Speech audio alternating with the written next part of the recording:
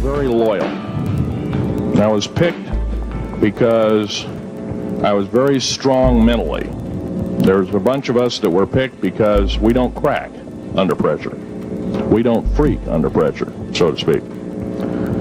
Everyday events don't bother us.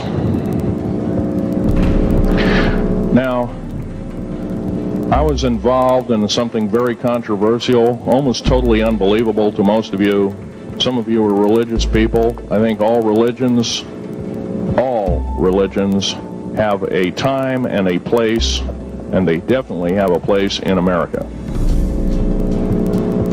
Now, another thing I want to reach to you is that during the unbelievable part, I was involved in building another base inside of Dulce, New Mexico, which is Los Alamos Laboratory.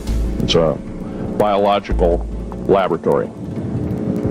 On the southwest part of the Archuleta Mesa, we built an underground facility, a better part of 3 cubic miles hollowed out underground. Then to the southwest of that, we were in the process of the early stages of building. We drilled 4 large tunnel-like holes. Some of them ran 2.5 miles under the surface. Number of the original wells or drilling machines that were used were at the rate of 2 miles a day. It was fairly rapid. The equipment kept coming up broken. So we wanted to go down, we wanted to send somebody down there, a human observer, or human observers in this case, to find out what was going on. Well, to our total surprise, first of all, the government knew all about it. They didn't tell anybody. When I saw Green Beret and Black Beret people encamped inside of our geologist camp, I knew something was up, the gig was up. First of all, I knew all about the alien agenda. I'll explain that in a few minutes. The large alien grays had been encamped there for as best as believed possible about 400 or 500 years. It had been one of their internal bases. And we'd drilled holes right on top of it. All the stinking air, all the black sooty air came right out as soon as the first hole was sunk, and all this soot came up, and well, that's when all the hell broke loose, really, all started. Anyway, after we drilled all 4 holes, it took about 2 days to drill all 4 of them. And when you build an underground base, you drill 4 basic holes, and then you build called stopes or cross-member holes across, and then you use blasting equipment, special blasting equipment by the analyzation of the rock formation, and you literally blast out or tunnel out or deflagrate or melt rock out to build the large rooms that are required for this underground base. Well, in this process, I was lowered down the basket of one of these holes, and about from me to this elderly woman here in the front was sitting a 7-foot tall alien gray. The stench was worse than the worst garbage can you can imagine. The person the entity was absolutely horrible. I didn't waste any time. I reached for my pistol. At that time, as an engineer, I didn't have time to carry all the folderol of one of these big submachine guns that all the sea spray and the yellow fruit and all the outer perimeter and inner perimeter security people carried. I carried a little Walther PPK pistol with a 9-shot clip. This was in late August of 1979. Now, you got a regular suit of clothes, you got a regular clothes on, plus you're in almost like a spacesuit environment, and you're reaching for a gun. It's not the easiest thing to do, and then to pop a clip in it and start shooting. And I killed 2 of them. Yes, they're mortal, and they do die. However, in the process, one of them did this. All I remember is that he just kind of waved his hand in front of his chest, and the next thing I know, this blue beam hit me and just literally opened me up like a fish, and burnt my fingers right off of me. And it was some form of electrical force, because the kind of like being hit by a lightning bolt burned all my toenails off of me. Completely crispy crittered my left foot, burnt the shoe right off of me. All I remember is the smoking remains, and I'm still conscious, but in and out of, I didn't remember much. And there was a Green Beret that was right behind me that risked his life. In fact, he died. But he risked his life. He shoved me back in the basket and hit the button and took me up. And I wouldn't be alive talking to you today if it wasn't for him. I'm forever indebted. He lost his life.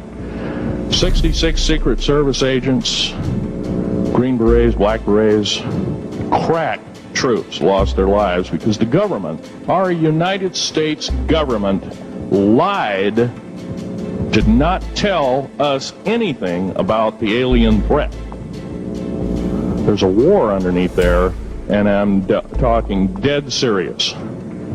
It's been going on since that time. Since late August of 1979, our military, the Russian military, basically the militaries of the world, have been in constant conflict with the outer space alien.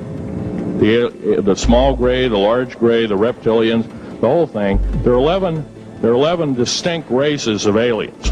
2 are benevolent. 1 had to leave here in a hurry because their world is under attack, both on the surface as well as underground there, the Pleiadians. They're familiar, maybe some of you are familiar with that. Would some of you raise your hands who've heard of Billy Meyer and some of the, very good, about half the group. Well, Billy Meyer is one of these lucky people that they figured, well, he's kind of a simple type, we'll show him everything. Well, these are the benevolent aliens, and they've been here helping us. In fact, I have a picture, let me reach for it here.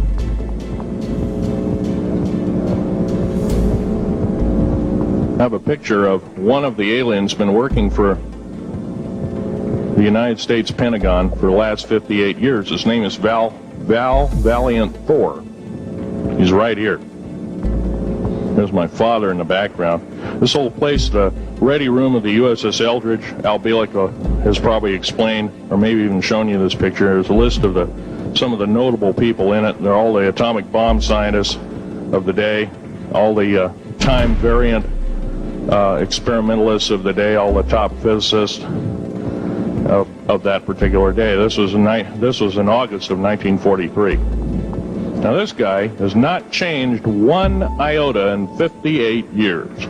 Started work, he came here, crashed here or whatever, whether he's under duress or not. He started work for our U.S. Navy and military operations in 1937, either 37 or 38 is what I've been told. So it's, for 58 years, this man's been employed, probably under duress. If you don't do as we say, we're just going to use you for alien bait or something, I don't know. But anyway, he basically hasn't changed. He lives for 490 years, is what he says his lifespan is. Now, he is supposedly a semi-benevolent, he's a human-looking type person. He has 6 fingers and 6 toes, and he's got one oversized heart, 1 lung, giant lung. His blood vessels are bigger. He's got copper oxide for blood, similar to an octopus. He speaks 100 languages fluently, alien as well as others. He's a remarkable person. I had a chance to meet him one time. Now, by the way, he doesn't shake hands. He was kind of in a spacesuit because all aliens, regardless benevolent or otherwise, they're carrying germs and diseases and bacterium in and on them that are deadly to us. If I were making policy, I'd quarantine them all, because how do we not know that some of our diseases like AIDS, Ebola, hantavirus, and a few of these other weird designer diseases, as I call them, are not made from the cadavers of some of these aliens as a biological weapon to use against the people of the United States? Well, I'm a tired American speaking out.